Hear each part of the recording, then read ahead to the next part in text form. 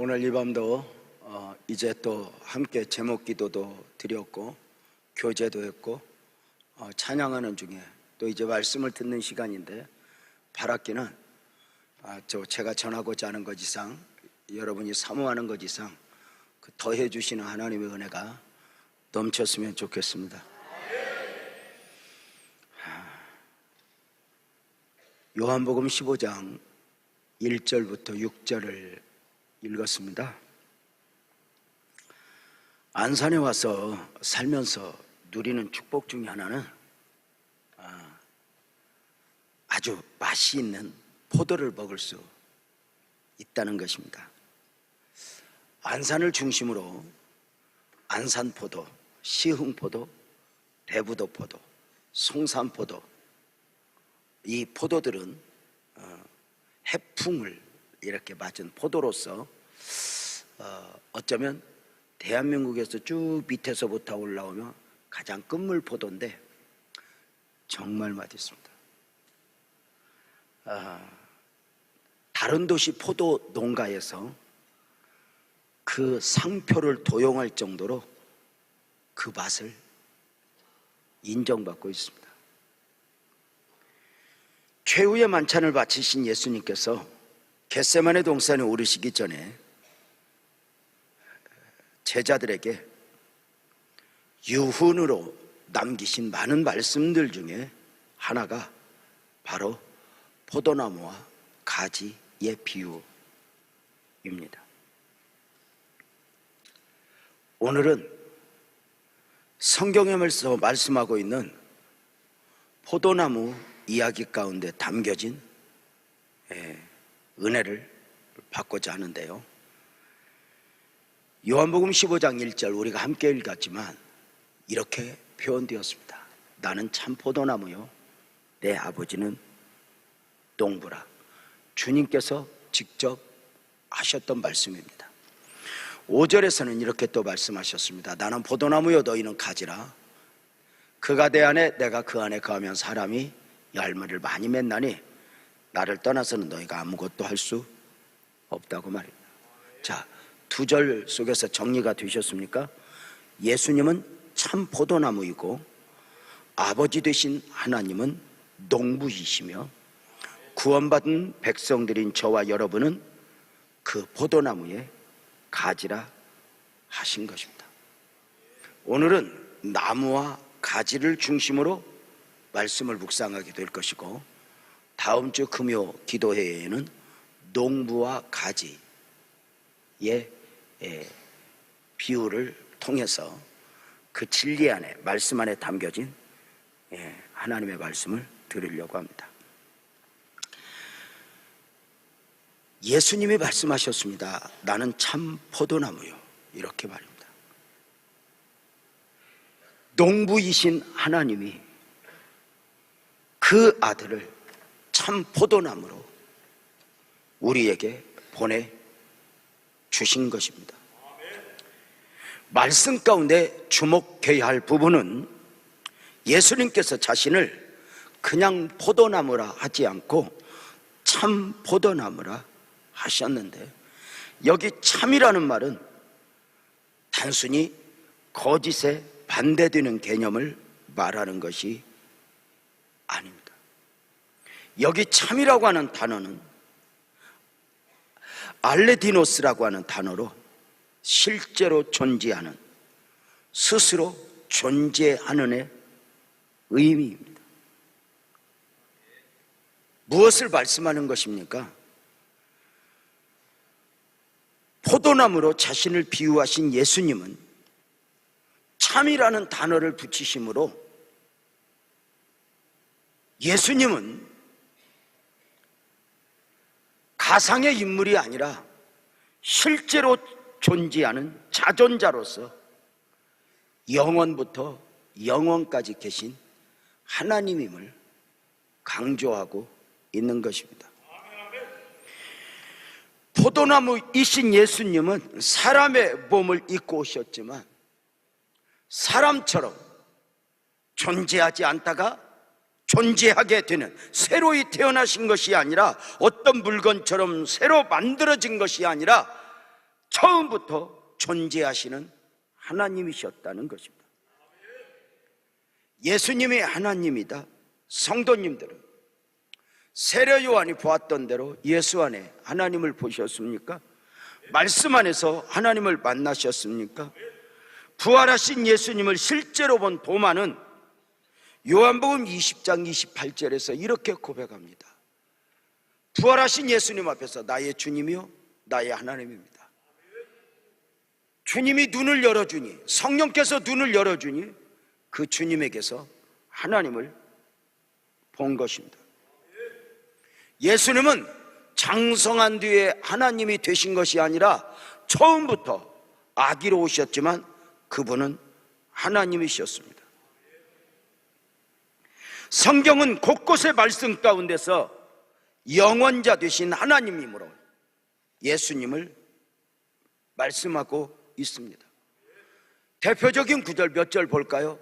골로새서 1장 15절에 보면 그는 보이지 아니하시는 하나님의 형상이오라고 말할 때 이 형상이라고 하는 단어는 하나님과 동등됨, 본체를 말하는 것입니다. 그래서 빌립보서 2장 6절에서는 그는 하나님의 본체시나 하나님과 동등되지만 동등됨을 취할 것으로 여기지 아니하셨다라고 말씀하고 있습니다. 자, 요한복음 10장 30절에서 예수님은 직접 이렇게 말씀하십니다. 나와 아버지는 하나라고 말입니다.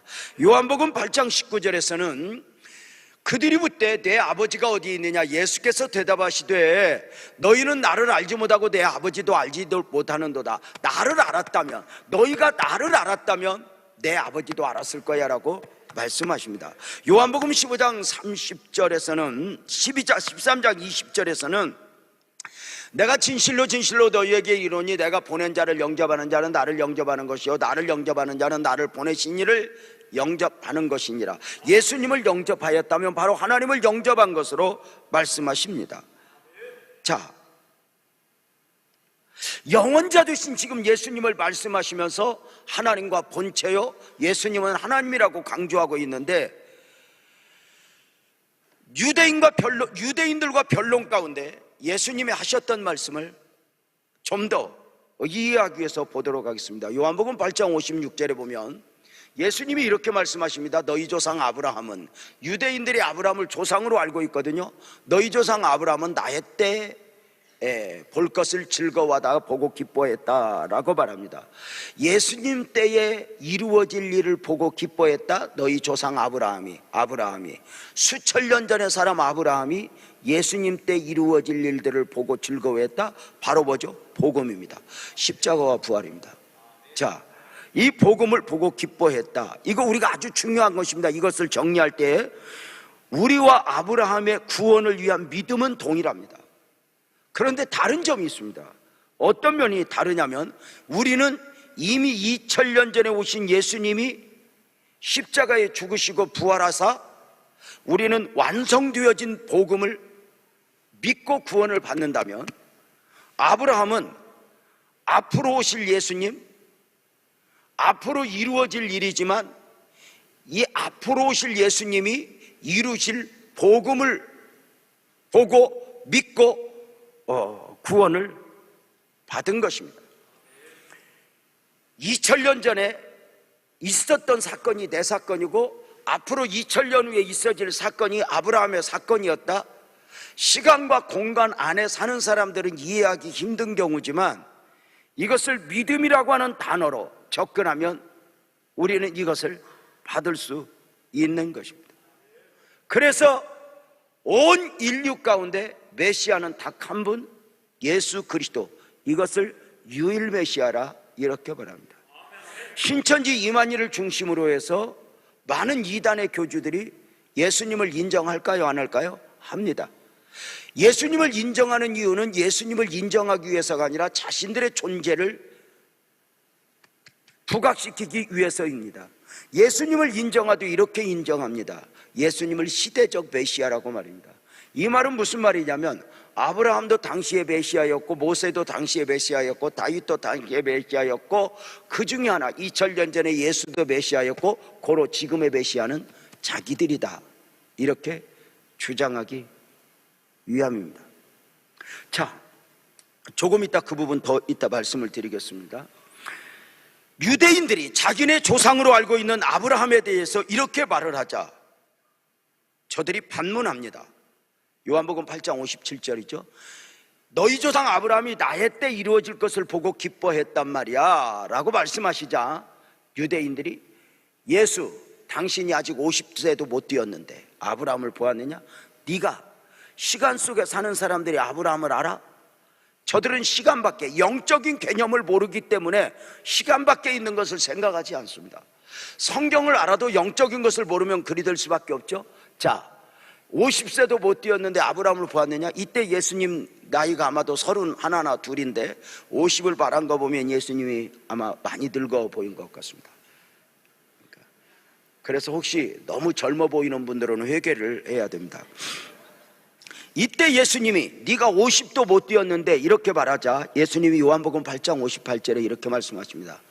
진실로 진실로 너희에게 이르노니 아브라함이 나기 전부터 내가 있느니라 이렇게 말합니다. 아브라함이 나기 전부터 내가 있었느니라, 앞으로 있을 것이야도 아니고 있느니라, 이 말은 과거에도 시방도 앞으로도 영원자 되시는 그분으로 존재하신다는 이야기입니다. 아브라함이 나기 전부터 내가 있어 시간과 공간을 초월하사 영원 전부터 영원까지 계신 분임을 스스로 말씀하신 겁니다. 유대인들이 이걸 이해할 수 있었을까? 할 수 없었죠. 이해하지 못하면 어떻게 하죠? 자기들만이 할 수 있는 최고의 외침을 외치죠. 어떻게? 요한복음 8장 59절에 보면은 그들이 돌을 들어 치려하거늘, 말도 안 되는 소리다 하고 돌을 들여 치려합니다. 사랑하는 여러분, 부활하신 예수님 앞에서 도마가 하나님을 보았습니다. 세례 요한은 예수 안에 예수를 보았습니다. 그분은 메시아였습니다. 우리들이 시간과 공간을 초월하여 아무 거부감 없이 하나님의 하나님 되심을 믿는다는 것은 바로 구원의 은혜를 입은 특별한 은혜입니다. 성령께서 알게 하지 않으면, 계시해 주지 않으면 절대로 스스로는 깨달아 알 수 없는 진리입니다. 오늘날까지 유대인들의 안타까움이 무엇이죠? 저들은 예수를 거부합니다. 예나 오늘이나 변함없이 돌로 치며 거부합니다. 우리 교회에서 종종 드리는 말씀 중에 이런 말씀 들어보셨습니까? 우리는 성경을 믿는 사람들이 아니라고 말입니다.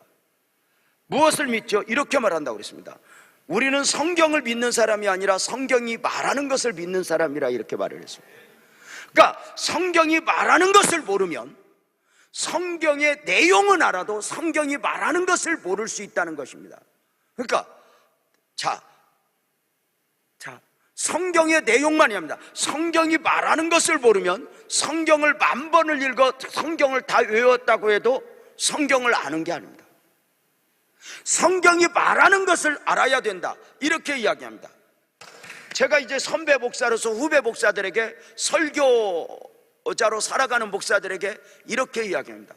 당신이 정말 좋은 설교자가 되고 싶거든 성경의 내용을 가지고 설교하기보다는 내용 안에 담겨진 복음을 가지고 설교해라, 이렇게 이야기합니다. 굉장히 중요한 말입니다. 여러분은 별로 안 놀라겠지만 이것은 엄청난 말입니다. 사실 이것은, 그러니까 많은 목사님들이 내용을 가지고 설교하니까 결국은 윤리적 접근으로 가고 세상이 이해할 수 있는 용어로 접근을 하게 됩니다. 그러나 은혜가 아니면, 계시해 주지 않으면 알 수 없는 복음, 이것을 내가 어떻게 아는가? 내용, 여러분 참 중요합니다. 그렇다면 성경이 말하는 것이 무엇이죠? 예수님이 말씀하셨다는 대로 요한복음 5장 37절부터 9절까지를 보면, 또한 나를 보내신 아버지께서 친히 나를 위하여 증언하셨느니라. 너희는 아무 때에도 그 음성을 듣지 못하였고 그의 형상을 보지 못하였으며 그 말씀이 너희 속에 거하지 아니하니 이는 그가 보내신 이를 믿지 아니하리라. 너희가 그가 말씀에서 너희가 진리를 발견하지 못하는 이유는 그 보내신 이를 너희가 믿지 않기 때문이야. 그러면 성경이 말하는 게 뭔가? 39절에 이렇게 말씀하셔요. 너희가 성경에서 영생을 얻는 줄 생각하고 성경을 연구하거니와. 잘 보세요. 너희가 성경에서 영생을 얻는 줄 생각하고 성경을 연구하거니와. 이 성경에서 영생을 얻는 줄 생각하고, 이 성경은 구약 성경입니다. 모세오경입니다. 아직 신약 성경이 나오지 않았습니다. 그렇다면 주님이 말씀하시는 성경이 말하는 건 뭐예요? 성경은 영생 얻는 원리를 말하는 책입니다.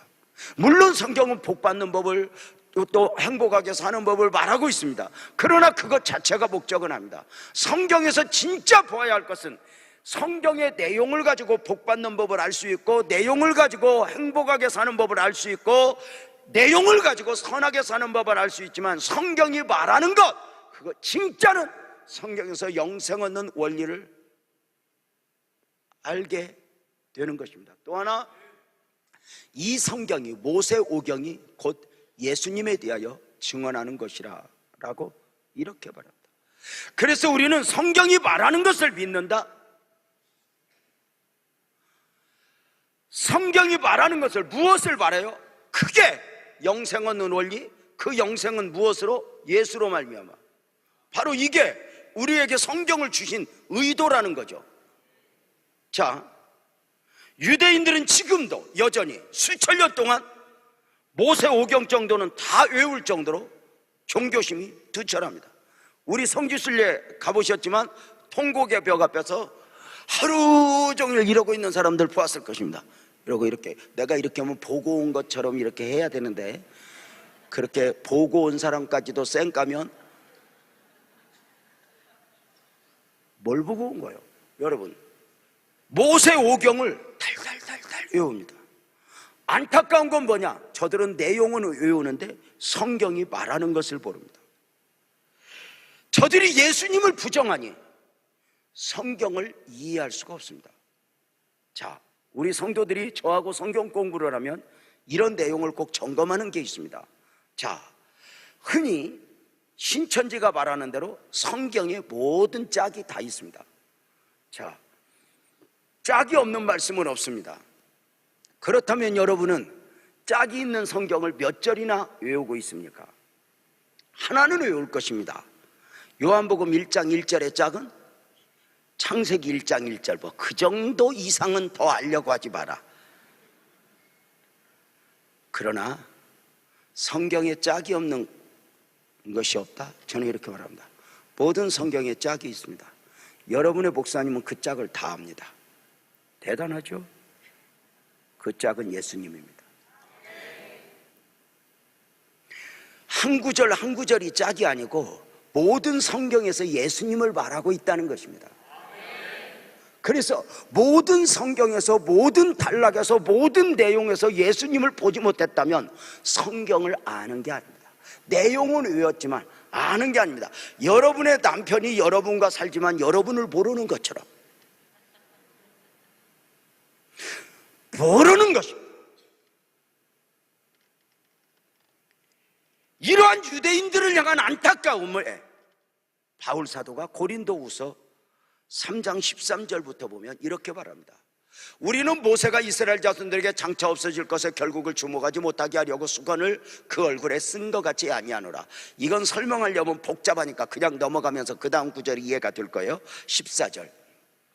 그러나 그들의 마음이 완고하여, 잘 보세요, 그들의 마음이, 오늘까지 구약을 읽을 때에 수건이 벗겨지지 아니하고 있으니 그 수건은 그리스도 안에서 없어질 것이라. 너희가 성경의 내용을 아느냐? 성경이 말하는 것을 알아야 되는데 안타깝게도 구약을 읽을 때에 완고하여서 수건이 벗겨지지 않으니, 이 수건이 벗겨져서 성경이 말하는 것을 알려면 그리스도 안에서만 없어진다, 이렇게 말하는 거예요. 3장 15절 이렇게 말해요.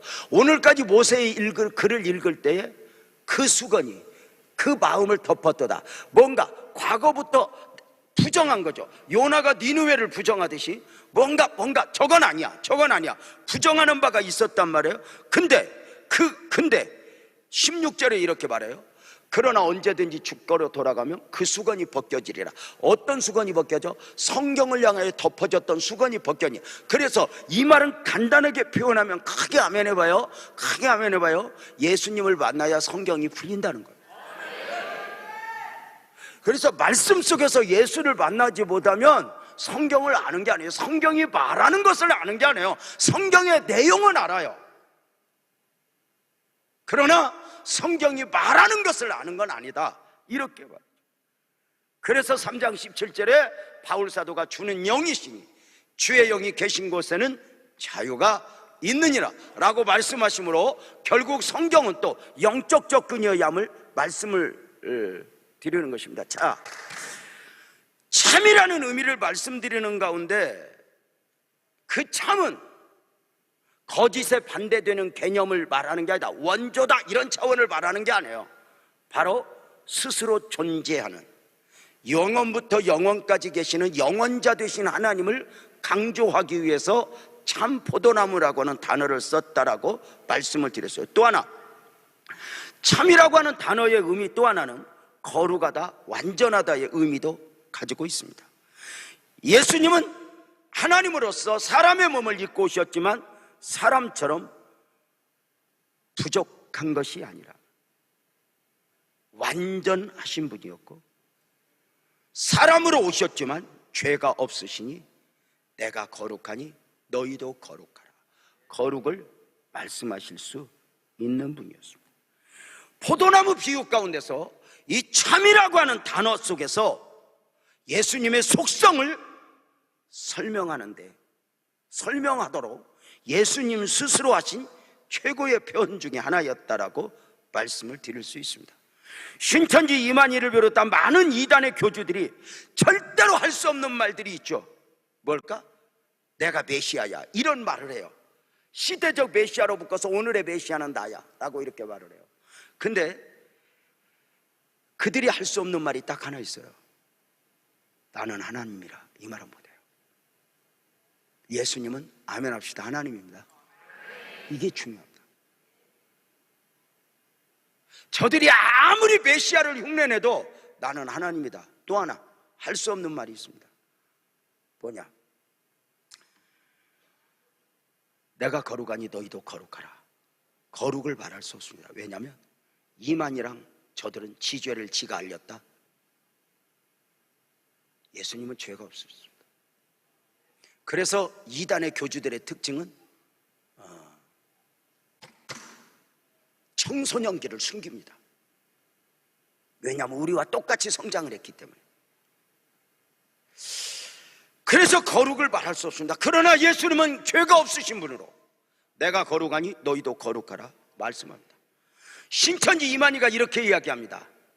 나는 메시아로서 영생한다, 안 죽는다고 말을 합니다. 제가 말씀을 드렸던 대로 지금 이만희는 광주병원에 몰래 은밀한 중에 입원해 있습니다. 영생하기 위해서. 여러분, 왜 그렇게 그가 영생을 이야기할까요? 과거에 이 나라를 피바다로 몰고 갔던 영생교의 뿌리입니다. 그럼 저들이 영생한다고 이야기를 합니다. 나 안 죽어, 안 죽어, 영생한다고 말하는데 저들은 앞으로 안 죽어, 이렇게 사람들을 미워가지만 영원전부터 계셨다고는 말하지 못합니다. 영원전부터 계시고 시방도 계시고 앞으로도 계신 분은 크게 하면 합시다, 예수님밖에 없습니다. 그래서 예수님은 참입니다.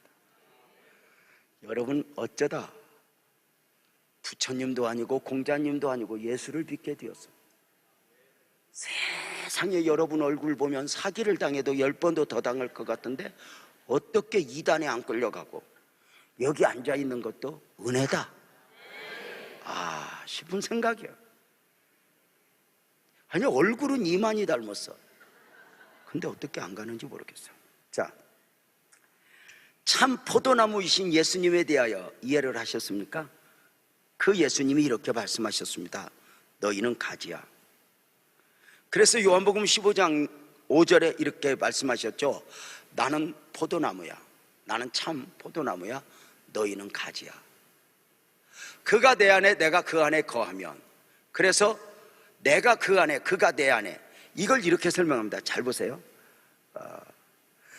그가 내 안에 내가 그 안에, 하나인 것 같아도 아니에요.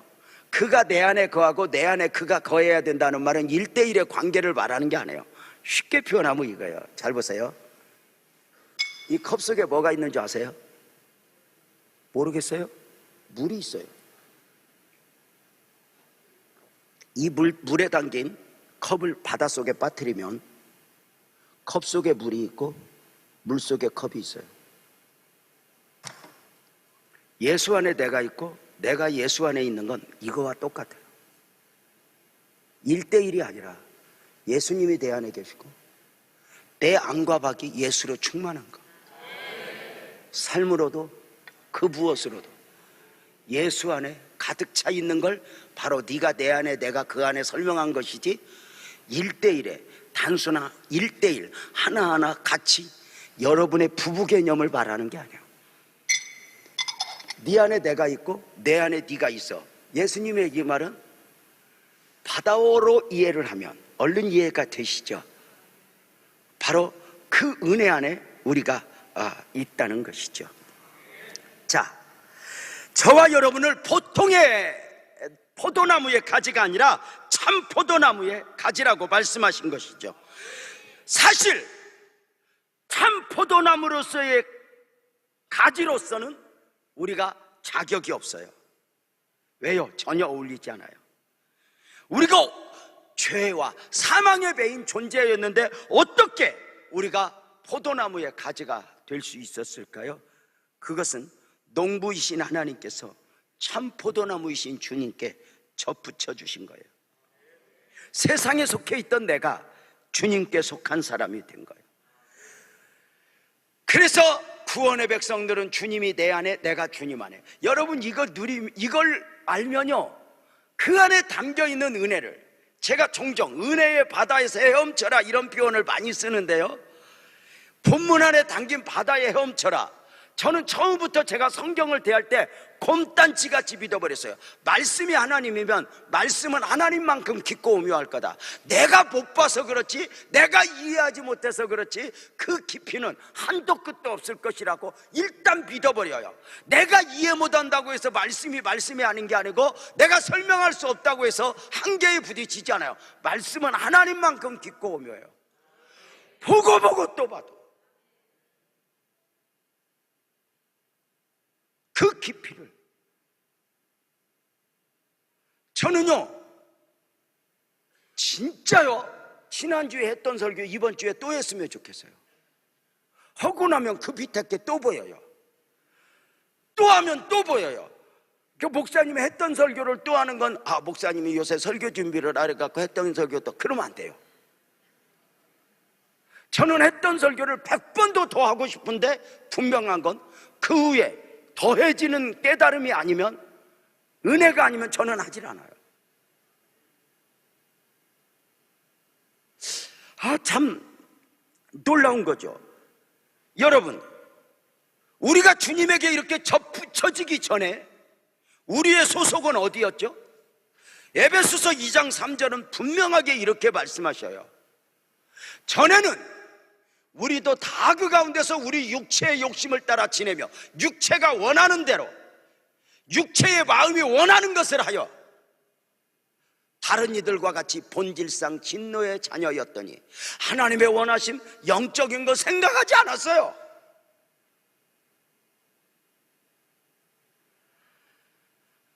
그런데 이제 우리를 참 포도나무에 붙어있는 가지로 은혜를 베푸지, 접붙여, 본질상 진노의 자녀였으니 자격이 없었는데, 가능성이 없었는데 접붙여, 어디에? 참 포도나무에. 그래서 사망과 죄와 사로잡혀 있던 우리가 이제 참 포도나무에 붙어서 세상에 살지만 세상의 음식으로 사는 게 아니라 참 포도나무의 진액을 벗고 그 진액을 아멘 안 해요? 다시 얘기해 볼게요. 내가 이 여름에는 기도원 집회 가면요, 아멘 홍수 속에 살다 와요.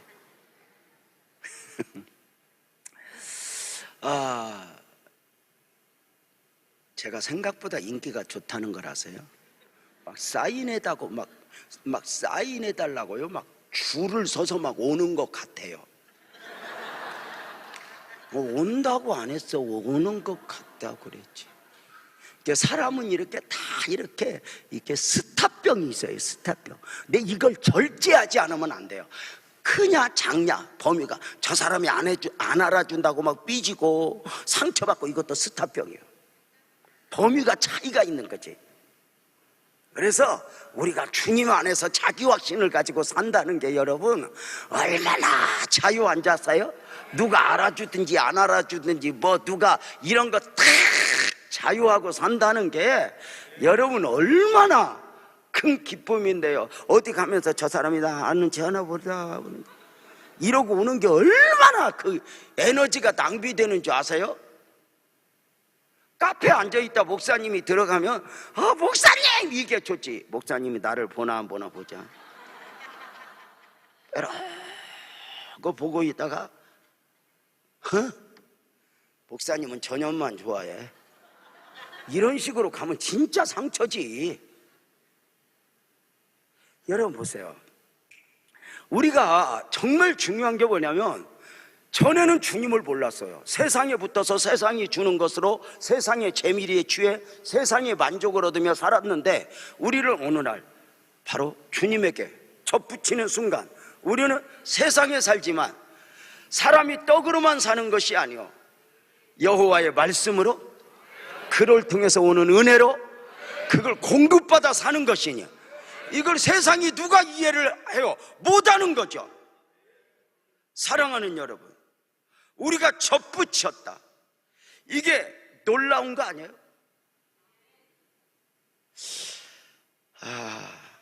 자격이 없었던 우리를 사울이 바울 되게, 시몬이 베드로 되게, 야곱이 이스라엘 되게, 내게 이 은혜를 알면 알수록 이것이 얼마나 엄청난 것인지 아세요? 단순히 예수 믿어서 돈을 좀 더 버냐 덜 버냐, 출세를 했냐 못했냐, 합격을 했냐 못했냐, 이런 차원 안에서, 사람의 사고 안에서 하나님을 가두고 판단하려고 하는 게 얼마나 웃기는 거예요. 여러분, 이런 말씀 드려도 되는지 모르겠지만 마약 종류인 약초, 양귀비, 아편을 아세요?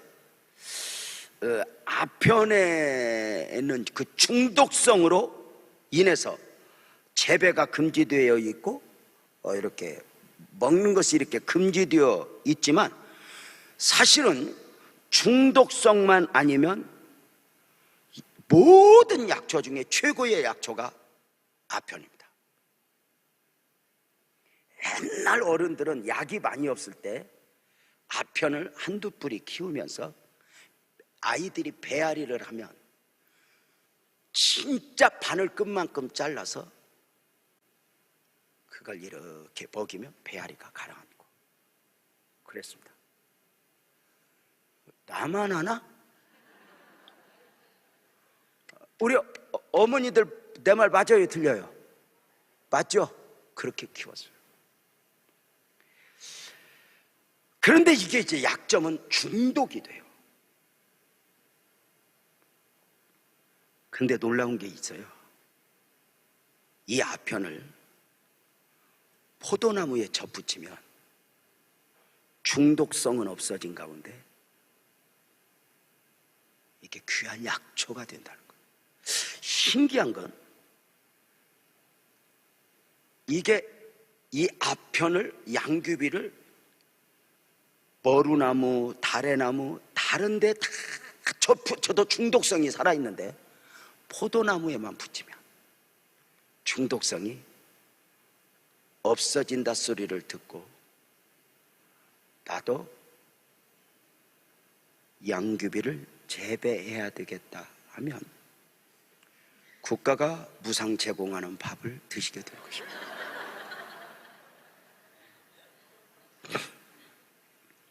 사실 우리는 아편 같은 존재였습니다. 그 죄성, 그 죄에 중독돼요. 욕심에 중독돼요. 오늘은 사는 것 같지만 점점 나를 죽이고 너를 죽이는 진노의 자녀였습니다. 그러면서 나를 바로 포도나무이신 예수님에게 접붙이면서 내 안에 있는 독소를 하나하나 없애가시니 어느 날 그 은혜를 누리는 자가 바로 우리가 아니런가? 놀라운 거죠. 내가 주님을 안다, 내가 주님을 믿는다, 주님과 더불어 산다. 이 지금 안타깝게도 오늘날 많은 사람들이 세상에서 얼마나 잘 살고 즐기고 누리고 사는 게 최고인 것처럼 살지만, 저는 지난번 시편 1편을 강의하면서 100년도 못 사는 인생들이라고 하는 주제 속에서 저는 제가 누린 은혜는 엄청나, 잠이 안 올 정도로 그 용어 속에서 제가 성경에서 보여지는 부분들은 정말 엄청났어요. 나무와 가지와의 관계 접붙였죠. 떨어질래야 떨어질 수 없죠. 예수님은 참 포도나무요 우리는 가지라. 포도나무와 가지와의 관계는 생명의 관계죠. 예수님이 하셨던 말씀의 비유를 다시 5절 말씀을 다시 한번 보면, 나는 포도나무요 너희는 가지니 그가 내 안에 내가 그 안에 거하면 내가 그 안에 내가 그가 내 안에. 이 말씀은 이해를 했죠. 이거 이렇게 말했다고 맞짱 뜨면 안 돼요. 같이 1대1로 뭐 이렇게 서로 보고 산다 이런 게 아니에요. 주님 안에, 내 안에 주님 계시고 내가 주님 안에 있으면 바로 이 컵을 기억하세요. 그럼 100% 맞아요. 100%. 내가 주님이 안에 있다, 내 안과 밖이 주님으로 풍성하고 나는 이제 주님으로 말미암아 산다. 너희가 나를 떠나서는 아무것도 할 수 없어. 여기 아무것도 할 수 없다고 하는 것은 어떤 행위를 말하는 게 아니에요. 존재 의미죠. 너희가 나를 떠나서는 아무것도 할 수 없어. 이 말은 너희가 나에게 접붙여준 순간, 나를 아는 순간, 나를 믿는 순간, 너희가 만약에 나를 거절하고 떠나면 너는 존재 의미가 없어. 이렇게 말해요. 내가 주님을 멀어지면 복을 못 받고, 주님을 멀어지면 몸에 병이 들고, 주님이 멀어지면 사업이 안 되고, 이걸 말하는 게 아니다 그 말이에요.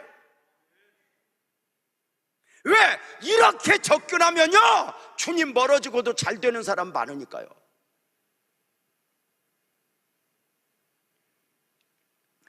가지는 나무에 붙어 있을 때 존재 가치가 있죠.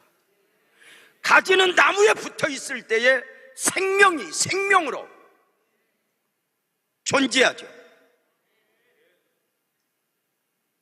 구원받은 백성이 예수님을 떠나는 것은, 생명을 떠나는 것입니다. 사랑하는 여러분들, 나는 누구여야 하는가? 우리 구원받은 사람은 꼭 이걸 알아야 돼요. 내가 예수님을 떠나면, 내가 예수님에게 멀어지면 나는 존재 의미가 없다. 여기서부터 시작해야 돼요. 그래서 어떤 가운데서도 나는 주님 안에 있는 자로, 주님에게 가까이 있는 자로, 이렇게 우리가 달려가야 되는 것 아닌가? 사랑하는 여러분, 그래서 주님을 멀어서, 주님을 떠나서 돈을 벌어본들, 주님을 떠나서 출세를 해본들, 주님을 놓고 출세를 해본들, 여러분 주님을 모르던 사람도 출세하고 평생의 모든 걸 쏟았다가 결론이 뭔 줄 알아요? 이까짓 것 때문에 이래요. 이까짓 것 때문에 세상의 모든 건 가지지 못했을 때 대단해 보이지, 가져보면 다 별거 아니에요. 제가 수없이 강조하죠. 가지지 못했을 때, 승진만 하면, 대통령만 되면, 국회의원만 되면, 장관만 되면 너무 그쪽으로 갔나? 여러분, 우리가 가난할 때는 돈만 벌면, 돈 많이 벌고 삼성 이건희는 누워서 못 일어나고 그 아들은 감옥에 있고요. 돈이 많으면 다 해결이 돼요. 천만에 사람이 무슨 어려운 일 있을 때 돈만 좀 더 있으면 우리 집의 문제가 해결될 텐데, 그게 행복이라는 거야. 여러분, 행여 돈이 모자랄까 봐 아멘을 안 하는데, 사람이 어느 날 돈을 쌓아놓았는데 이게 아무것도 아니야 느끼면 이때부터 불행해진다는 거예요. 그리고 중요한 게 뭐냐면, 우리는 복 받아갖고 쓰고 싶은 대로 없어서 그렇지 모자라진 않잖아.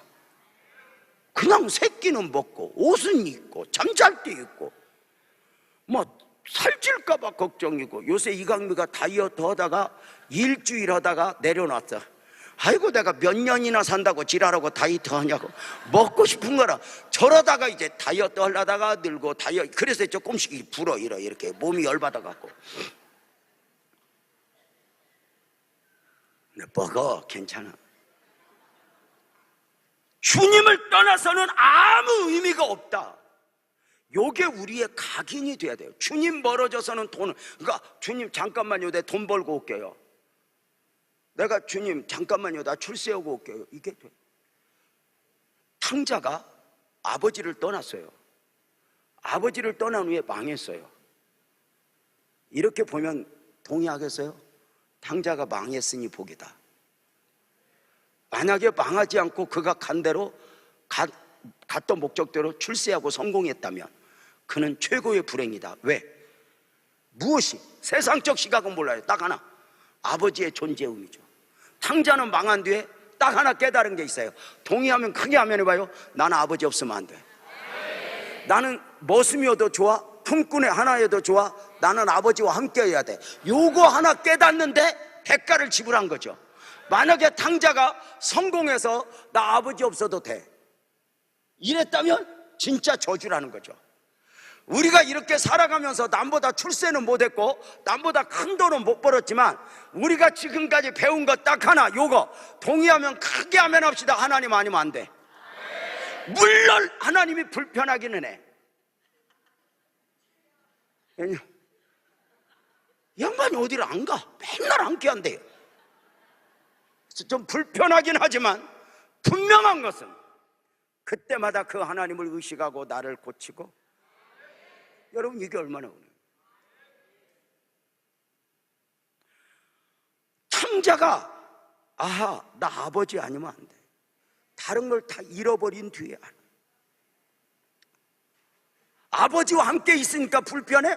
가지가 나무에 있으니까 불편해? 세상을 살면서 자기 속에 오른 대로 세상의 방식대로 사는 게 좋아? 이런 대로 저런 대로 사는 게 좋아? 아니요! 세상에 살지만 떡으로만 살 것이 아니요 말씀으로 산다. 포도나무에 붙어 그 안에서 공급받는 진액을 받으며, 이렇게 우리가 금요기도에 철이 하나에 와서 말씀을 받고 주일날 또 말씀을 받고 주님 하면 또 별로 받은 것도 없는 것 같은데, 그게 또 그래 하나님이 아니면 안 된다. 여러분, 이게 우리가 아버지의 필요를 절대 인식한다, 하나님의 필요를 절대 인식한다, 이거보다 엄청난 게 있을까?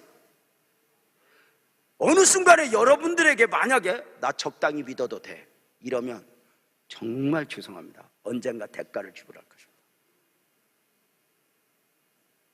어느 순간 저는 개인적으로 하나님이 나를 욕심내네, 내가 무슨 쓸모가 있어서 하나님이 나를 욕심낸다고 딱 하는 순간 주님 왜 저를요? 그랬거든. 누구보다 가능성이 있는 것도 아니잖아.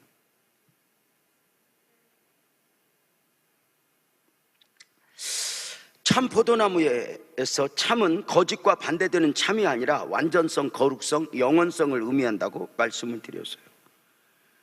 우리가 접붙여서 영원 존재가 되어 주님과 더불어 이제 영원을 소망하고, 그 가지가 나무에서 생명을 공급받는 것처럼 구원받은 백성들이 이렇게 공급받는 것이죠. 이게 놀라운 은혜죠. 그래서 오늘 요한복음 15장 6절은 이렇게 말했잖아요. 사람이 내 안에 거하지 아니하면 가지처럼 밖에 버려져 마르나니 사람들이 그것을 모아다가 불에 던져 살라. 떨어진 가지들 의미 없어. 주님이 없는 사람들 의미 없어. 성경에서 말하는 거야. 이 시각을 가지고 우리가 세상을 봐야 돼. 이 시각을 가지고.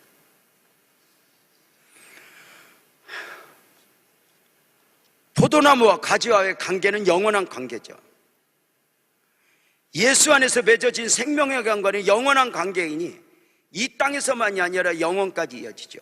이 관계를 절대관계라고 이야기를 해요. 절대관계. 여러분, 세상에서 관계를 크게 두 가지로 나누면 상대적 관계, 절대적 관계로 구분을 해요. 물론 이것을 가정에 따른 상대적 관계, 절대관계로 우리가 표현할 때 상대적은 이웃, 친구. 왜냐하면 지금 죽고 못 살아도 여러 가지 환경의 변화에 따라 이사를 가게 되면 또다시 어울리는 사람이 생겨요. 근데 전에 친했던 사람을 막 못 만났다고 막 가슴이 아리고 그러진 않아요. 그냥 보고 싶다 정도죠. 근데 가족은 절대 관계예요. 너 안 봐 2년아. 그리고 싸우고 20년을 안 봐도 가슴 한쪽에 저거 언젠가 내가 봐야 되는데 걸려있는 게 가족이에요. 이 절대 관계를 표현할 때 만나고 싶은 사람보다 만나야 할 사람을 만나십시오. 가고 싶은 것보다 가야 할 곳을 가십시오. 바로 그곳이 당신의 가장 기본적 의무입니다라고 이야기를 하잖아요. 근데 오늘은 말하면 심지어 죄송하지만 가족도 절대 관계는 아니에요. 왜죠? 영원까지 이어지지 않으니까요.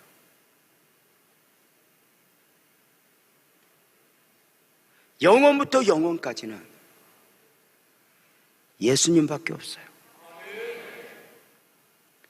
그래서 예수님을 믿는 사람들이 가져야 될 사고,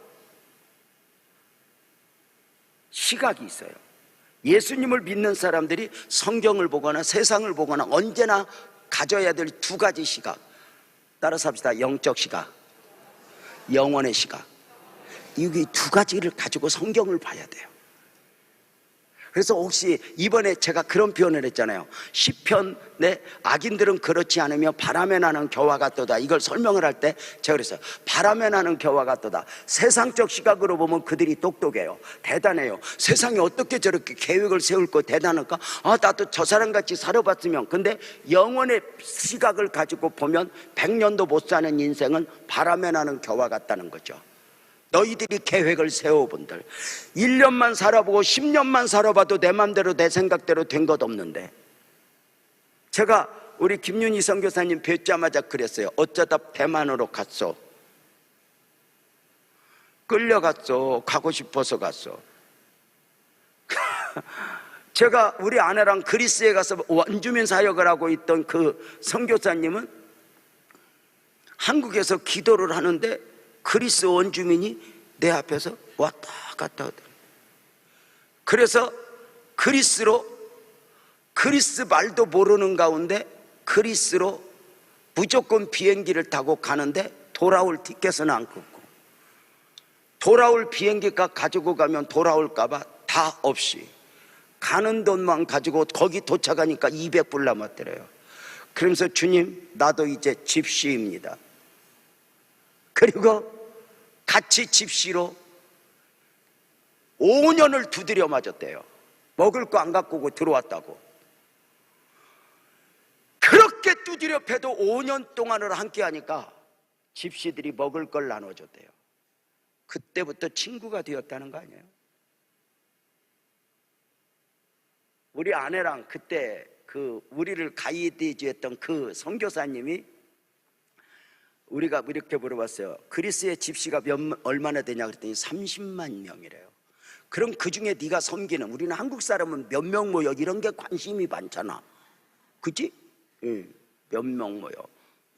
너는 그리스에서 네가 섬기는 그리스 집시들 성도가 얼마나 되냐 그랬더니 그때 이렇게 말했어요. 13만 명이라고. 그래서 가서 한 번씩 만난 사람들 이렇게 네 13만 명인 줄 알고 네가 한 번씩 만난 사람이 13만 명이냐 그러니까 아니 내가 섬기는 사람들이 13만 명이다 그래. 그래서 이제 우리 아내하고 내가 이렇게 물어봤어. 우리 아내가 옆에서 들었어. 네가 13만 명 이름 다 알아? 그랬더니 오케이 다 알아. 어떻게 알아? 그랬더니 이렇게 말해요. 사랑하면 알아. 이렇게 말했어요. 우리는 기절했어요. 어떻게 알아? 사랑하면 알아. 너무 놀랐어요. 그때 제가 이제 그리스에 함께 갔던 분이 감리교회 그 유명한 강문호 목사님이에요. 내가 강문호 목사님한테 당장 가서 그랬어요. 목사님 회개합시다. 그랬더니 왜요? 그랬더니 1000명도 안 되는 교인들도 다 모르는 우리가 목사요? 저 사람 13만 명 그리스 집시들 이름 다 알고 섬긴데. 그래서 이 강문호 목사님 특유의 기질이 있어요. 내가 직접 물어볼 거야. 가자. 그래가지고 딱 앞에서 물어봤어요. 그때 우리 아내 옆에 있었어요? 이렇게 물어봤어요. 내가 유 목사한테 들었는데 너 그리스 집시들 13만 명 섬긴다며? 오케이. 너 그들 다 안다며? 어떻게? 이름도 안다며? 안다. 왜? 사랑하면 안다. 이름을 모르고 어떻게 내가 친구가 되냐? 이렇게 이야기를 했어요. 그래서 강문호 목사님이 특유의 기질로 이렇게 말했대. 너 진짜 알아? 그랬다 이제 기절할 뻔했어. 그 다음 말이 이렇게 말합니다. 지금부터 놀랄 준비해봐. 그들 생일도 다 아는데. 그래서 어떻게 알아? 그랬더니 내가 부모야. 그랬어요.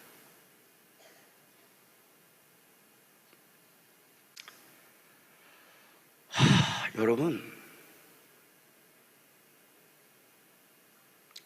그분은 폼이 하나도 없어요. 집시여고 사니까 말도 투박했고요. 그렇지만 그분이 우리 눈에 하늘같이 보이기 시작했어요. 말이 좀 투박하면 어때요? 생긴 게 좀 투박하면 어때요?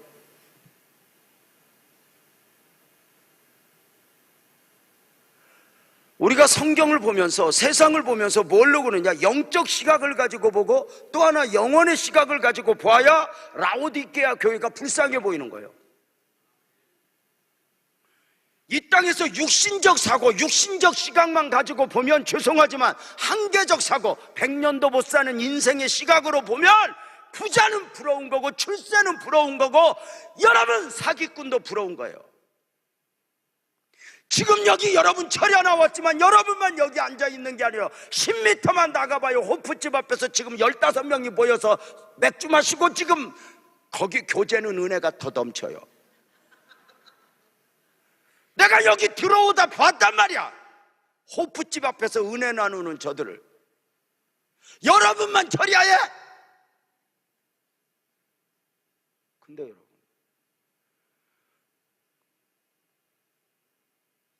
영혼의 시각을 가지고 보니까, 그러니까 주님의 시각을 가지고 보니까 사실 이 땅에서 큰 소리 친다는 것 자체가 하루살이가 메뚜기 앞에서, 한철 사는 메뚜기 앞에서 큰 소리 쳐본들 하루살이 아니야? 한철 사는 메뚜기가 몇 년 사는 독수리 앞에서 큰 소리 쳐본들 메뚜기 아니야? 지 갑옷이 벌럭이면 얼마나 벌럭이야. 내가 2m 달랐다 그러면 독수리가, 하늘에 계신 독수리님이 웃으심이요. 독수리가 내가 심리를 날았다고 이야기를 해도 영원자 되신 하나님의 눈으로 보면 네가 10년을 날았냐 20년을 날았냐 뭐라고? 성경은 영혼의 시각을 가지고 보지 않으면 이해가 안 되죠. 그냥 단순히 믿음으로 라오디게아 교회 너 불쌍한 거야 이게 아니에요. 영혼의 시각을 가지고 영적 시각을 가지고 우리가 이 시각이 있으니까 용서할 수 있고 핍박을 받아도 인내할 수 있는 것이지 무엇으로요?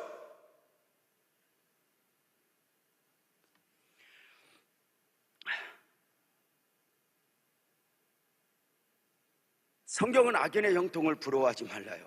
영혼의 시각을 가지신 주님이 악인과 함께 있으려고도 하지 말라요. 영혼의 시각을 가지신 주님이. 성경은 너희 연수를 계산해 보래요. 인간들이 제법 똑똑한 척해도 연수 계산해 보래요. 70이요 강건하면 80이다. 제가 이렇게 정리해요. 70이면 완주한 거예요. 살 만큼 다 산 거야. 80, 10년은 보너스예요. 80 딱 넘으면 죄송하지만 모든 사람들이 그가 죽어도 아이고 어떻게 죽었어 안 울고 갔네 그래요? 아니요. 연수를 계산해봐. 제가 60이에요 58 개띠 60 제가 앞으로 사역을 하고 저도 부지런히 하고 싶어요. 우리 아내 소망은 9988123이요 99세까지 팔팔하게 살다가 하루나 이틀 아프고 밤일째 박 죽어버리는 게, 우리 아내는 그걸로 노래를 불러. 살아보라 그거요. 그럼 9988124 99세까지 생산성을 가지고 나이 먹은 사람이 어디 있어? 다 안방 늙은이 됐든지 요양원에 누워있든지 그러지, 죽으라는 소리가 아니야. 내가 지금 60인데 내 의지로 설교할 수 있고 어디 가서 누가 걱정 안 시키고 내가 어디 가서 뭐 할 수 있으면 길게 잡으면 75세일 거야. 지난번에 고은 목사님 오셨는데 내가 여기서 부축해서 올리는 순간 이분 내년에는 못 오시겠다. 딱 잡았는데 젓가락 잡은 것 같아. 목사님 어떡하냐 그랬더니 빙긋이 웃으면서 이게 인생이여 그랬다가, 나도 영원할 줄 알았어 유 목사. 그러면 내가 15년 남았어요. 계산해 보라니까 15년 잘 살려고 주님 떠나요? 15년 즐기겠다고 주님 떠나요? 15년도 계산해 봐요. 15년 중에는 잠자느라고 5년, 화장실 가서 변비 걸려서 안 나온다고 오래 앉아있고 샤워해야 되고 어디 가서 줄 서는 거 한 3년 아니요? 그러면 그 활동할 수 있는 게 몇 년이요? 이것 때문에 예수 믿고 이것 때문에 우리가 모든 걸 걸어? 여러분 많이 가잖아 적게 가잖아 종점은 똑같아. 종점은 똑같아.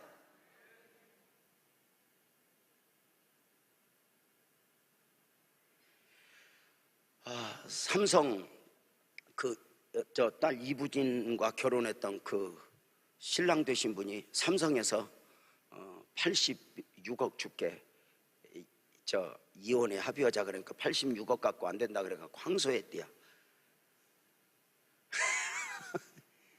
나는 우리 아내가 1억만 줄게 목사님 이혼합시다 그러면 아멘 나는 할 거예요. 이혼이 그렇게 1억이 그렇게 돈이 문제가 아니야 여러분. 그러면 그렇게 많이 가진 사람은 돈이 더 필요하지 않아? 이상하다. 돈 많은 사람은 더 돈이 많이 필요하다. 우리는 필요해도 그렇게 86억 안 필요해. 그치?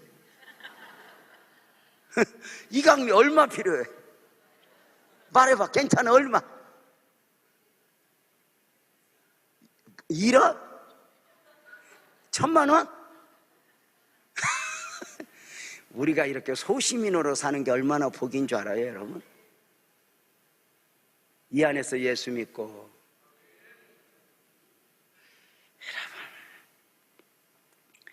가지의 함정이 있죠. 여러분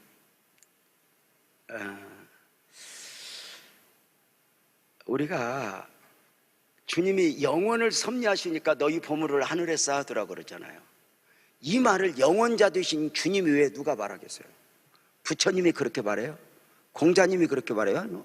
너희 선한 사람이 되어라 이렇게 말해요. 아니 쥐들도 못된 선한 사람을 누구 보고 되라고 그래요? 여러분 자식들 보고 너 출세하고 성공해라 그런 소리 하지 마세요. 여러분도 못한 걸 왜 애한테 시켜?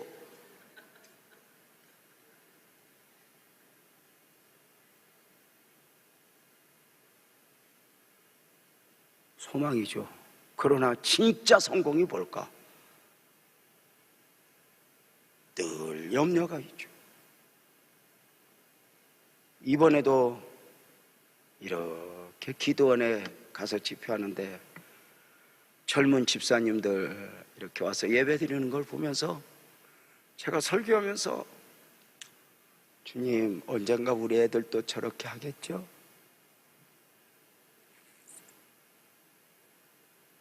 그냥 아무 말도 하기 싫어요. 그냥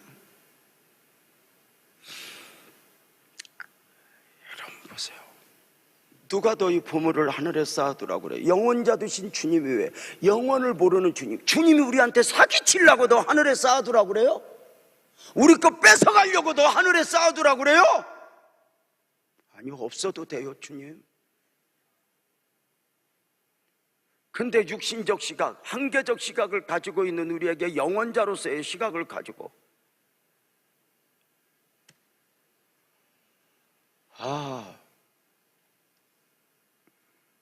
가지의 함정이 뭐죠? 나무에 붙어 있는 가지여야 하는데 가지에 붙어 있는 가지가 되는 게 함정이에요. 교회에 와서도 주님에게 붙어 있는 영성이어야 되는데 사람에게 붙어 있어요. 저는 수없이 강조하죠. 여러분들이 설교는 목사님에게 들어도 아멘 합시다. 기대는 하나님께. 이게 굉장히 중요한 거죠. 목사님에게서 나오는 은혜는 별거 없어요. 근데 우리가 이 시간이 귀하고 여기서 하늘의 은혜가 귀한 건 바로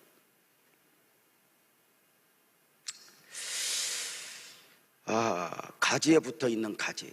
뭐 이런 부분은 제가 이제 다음 주에 농부와 가지에 대하여 말씀을 드릴 때 굉장한 풍성함이 있을 것 같아요.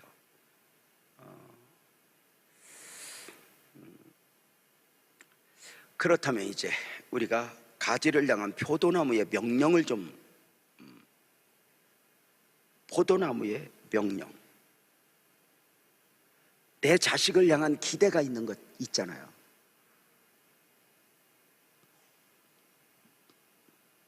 가지들이여 주님 안에 거하라 이죠. 우리는 주님에게부터 주님의 공급받는 양식, 이 은혜로 사는 거예요. 그러므로 주님에게 접붙여지면서 우리가 영원적 존재가 되었다는 걸 알고 영원의 양식을 이렇게 공급받는 거죠. 이게 굉장히 중요한 거 아닐까? 그래서 우리가 날마다 그 은혜를 공급받고, 세상은 이걸 몰라요. 왜냐하면 영원 시각이 없으니까. 도대체 너 교회 가면 왜 좋아? 술 먹냐? 뭐 하고 재밌는데? 이렇게 말해요. 근데 은혜를 안다는 게 이게 얼마나 용서받은 자로서의 거룩을 공급받고 영원을 소유한 자로서의 영적 양식을 공급받고 이렇게 하나님의 은혜로 사는 거죠. 그래서 우리가 여기 보세요. 우리는 주님에게 접붙인 자요. 우리 주님이 얼마나 우리를 접붙일 때 야무지게 붙여놨는지 이제 떨어지지도 않아요.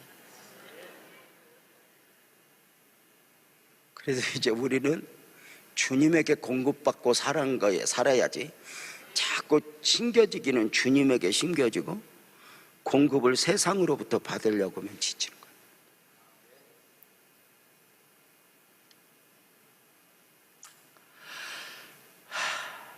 여러분, 구약에서 이스라엘 백성들이 애굽에서 나왔으면 애굽에서 먹던 음식, 즐기던 것 다 거절하고 새로운 음식을 먹어야 돼요.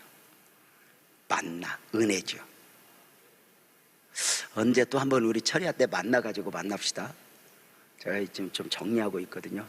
너무 좋을 거예요. 근데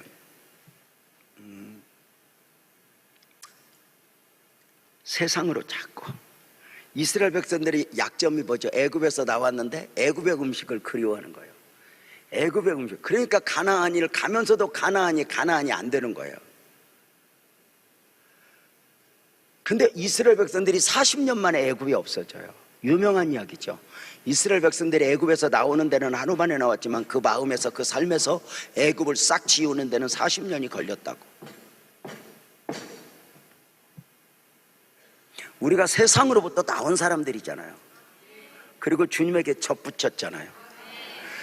물론 우리가 먹지만 아멘 해봐요. 이 안에서 은혜가 좋고 은혜가 행복하고, 이게 얼마나 귀해요. 휴가 못 갔다고 막 남편한테 지랄을 하고,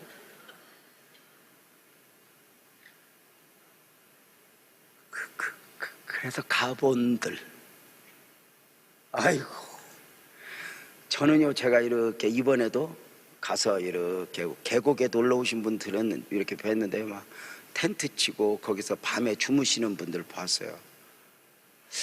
근데 나는 돈 주고 잘해도 못 자겠어요, 거기서. 근데 또 그 안에 어떤 재미가 있겠죠. 나보고 아이고 모르는 소리 봐 목사님, 그게 얼마나 재밌는데. 봐요! 세상이 재밌도록 길들여지는데 얼마나 오래 걸린 줄 알아요? 우리가 예수 믿었다고 그냥 좋겠어? 예수님의 은혜가 좋고 예수님의 말씀이 좋고, 아멘 좀 이쪽에서 해보면 안 되나?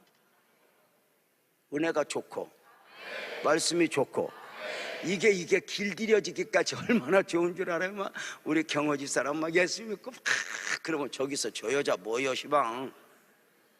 그걸 누가 알겠어? 그 은혜를 누가 알겠어? 도대체 예수 믿고 너 왜 그렇게 좋아하는데? 누가 알아?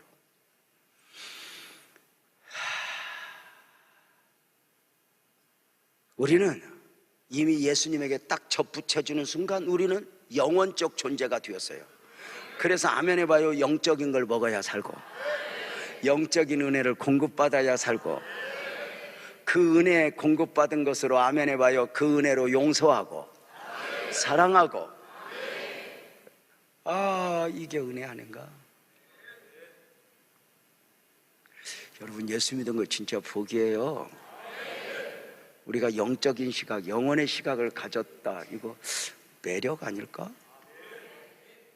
믿음으로가 아니면 이해할 수 없는 거죠.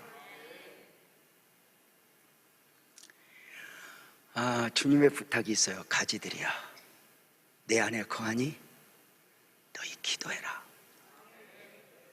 성경은 끊임없이 기도를 요구해요. 에레미야 3장 33장 3절에 보면 너는 내게 부르짖으라, 내가 내게 응답할 거야. 크고 알지 못하는 은밀한 일을 내게 보일 거야. 마태복음 7장 7절은 구하라 주실 것이요, 찾으라 찾을 것이요, 두드리라 열릴 것이라. 8절에 구하는 이마다 받을 것이요, 찾는 이는 찾아낼 것이요, 두드리는 이에게 열릴 것이다.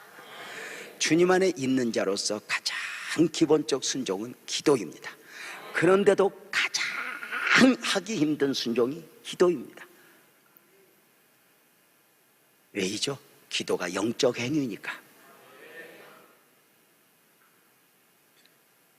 기도에서 성공하면 그리스도인이 모든 상황 속에서 부르짖어 기도할 수 있다? 그러면 되는 것입니다. 기도할 수 있다면 축복입니다. 누군가가 힘들고 어려워서가 아니라 기도할 수 있다? 얼마나 큰 은혜예요. 우리 설재현 안수 집사님 요새 저기 송도에서 새벽 예배를 안 빠지고 나와요. 처음에 나오니까 막 저 어떤 장로님이 붙들고 그랬대요. 무슨 일이 있어? 무슨 일이 있어? 멀리서 나오니까. 여러분, 사람이 무슨 일이 있다고 교회 와서 부르짖을 것 같아요? 안 그래요? 몸이 아프든 뭐하든 세상에 애절한 만큼 주님에게만 애절할 수 있으면, 여러분, 세상이 뭐라 해도 내가 사는 건 주님에게 공급받는, 주님이 오는 양식으로 사는 거예요. 이게 매력 아닐까? 딱 주님 아니면 안 돼. 이게 정리되는 게, 여러분은 딱 배우자하고 살면서 나는 우리 배우자 아니면 안 돼. 이게 딱 정리되고 사는 게 얼마나 띨띨이어도 그게 은혜인 줄 알아? 배우자보다 똑똑하고 내가 이걸 왜 만났을까? 이것만 없었으면 그때 미스터 김을 만났을 텐데. 또 어떤 것들은 또 눈이 뒤집혀가고 그래요. 아이고, 저 여자만 없으면 내가 저 사람 신랑 아내가 되었을 텐데. 별 띨띨이들이 다 있어. 여러분 봐요. 사람이 약간 띠래갖고요, 배우자 앞에서 나는 이 사람 없으면 못 살아. 이게 최고 복인 거야. 여러분은 남편 없으면 살아, 못 살아?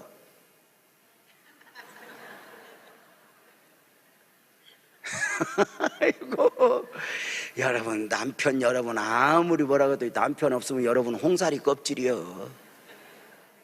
화토판에서도 안 가져가. 그건 내가 이것을 일본 사람하고 설교하다 홍사리 껍질이라고 그랬더니 지들끼리 난리가 나서 홍사리가 뭐냐고. 통역이 제대로 됐나 안 됐는데.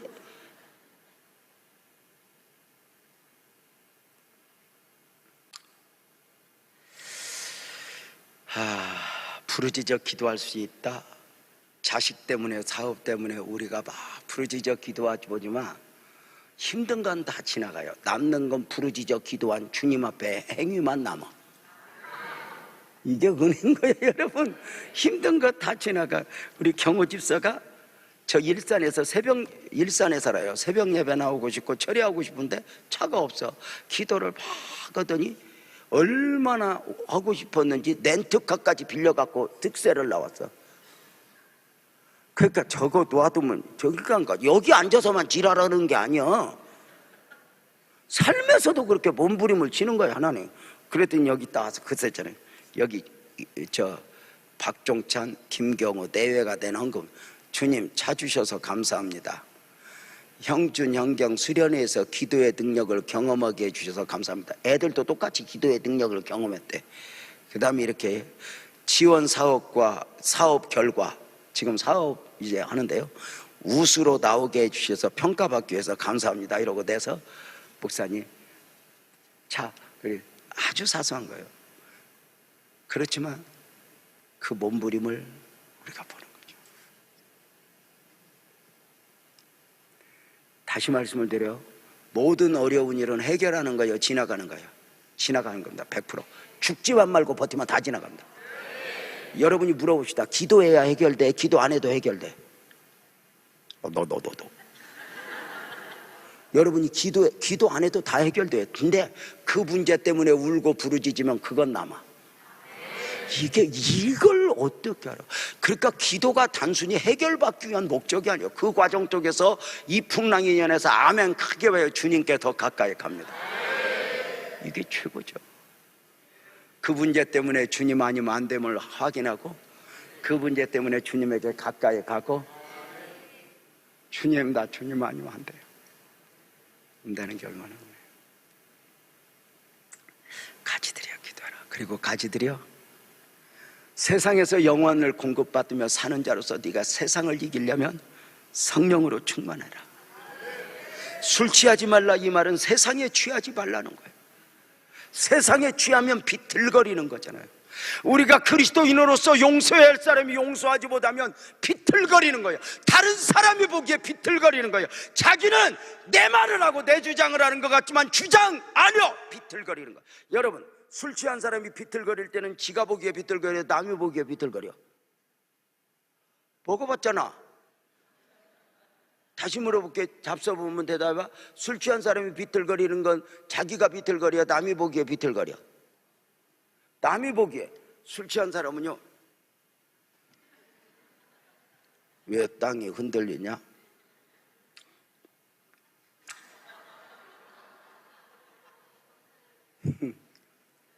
목사님 술 마셔봤냐고? 저는 진짜 감사한 게요, 입에는 대봤어요. 근데 그게 왜 받았는지 모르겠어요. 그 은혜죠. 그거 보고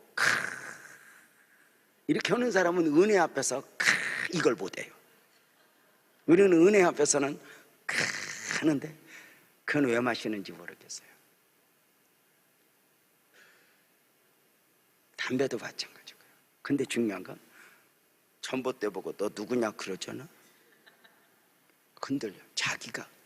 여러분, 용서해야 할 사람이 신앙인으로서 흔들리면요, 주변이 더 잘해요. 자기는 내가 해야 할 말을 하고 내 목소리 높이고 내 잔수이지만 다른 사람이 다 걱정해. 제가 오늘 또 제가 지방에서 설교하고 오늘 올라왔거든요. 올라오는데 앞에서 여자분이 졸아 반전, 이리 갔다 저리 갔다. 저 사고 나면 어떡하냐. 빵 옆에 가서 둘러줬더니 똑같더라고. 문 열고 왜 그러니? 교회에서 좋은 사람들 깨우니까 안 졸았다고 하는 거고 똑같은 거예요.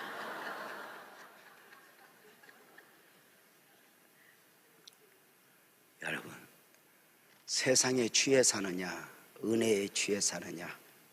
세상 재미는 멸망으로 끌고 갑니다.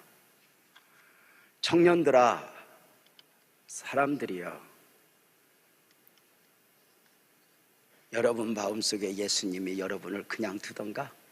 아니. 어느 날 엄마 아빠가 아니라 하나님이 느껴지면서, 하나님 저를 왜요?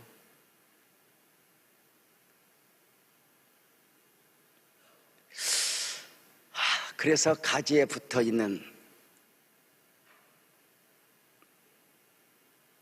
가지가 아니라, 세상에 붙어있는 가지가 아니라 참 포도나무이신 주님에게 붙어있는 가지로서의 자기 존재 확인, 이게 얼마나 귀한가. 우리가 세상이 보기에는 우스워도 우리는 진리 안에 길이요 진리요 생명이신 주님 보고 가는데, 이 주님 놓아두고 세상 방식으로 조금만 가봐요. 얼마나 비틀거리는지.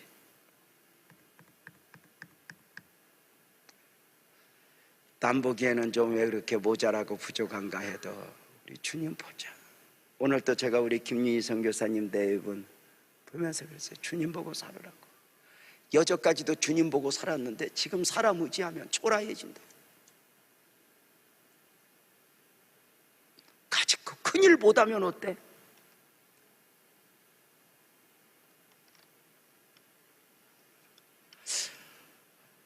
세상은 우리를 흔들지요. 온갖 화려함으로. 나무에서 떨어지라고 탕자를 불러내듯이. 그러나 우리는 그 모든 일 앞에서도 주님에게 또 가까이 가서 주님에게 딱 붙들려 한마디로 이렇게 말했죠. 크게 하면 합시다. 주님 아니면 안 돼. 그리고 까짓것 튼튼한 가지, 나무 같은 가지가 되었어.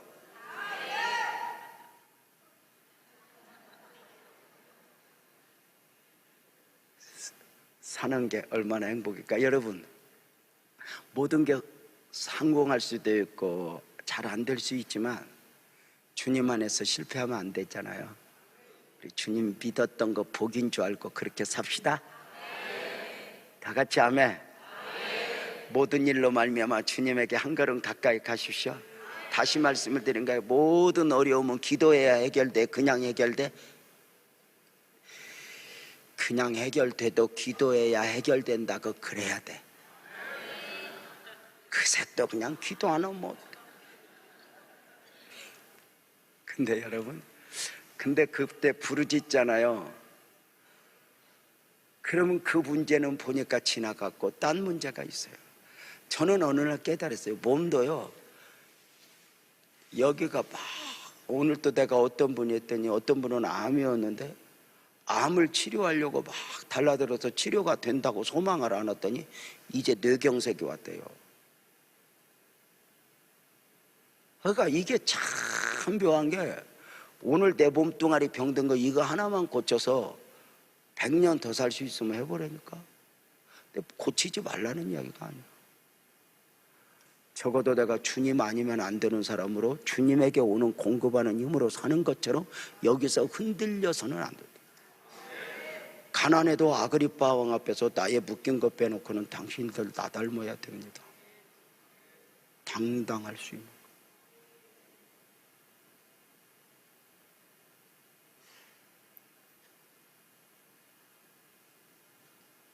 세상은 우리를 흔들어요.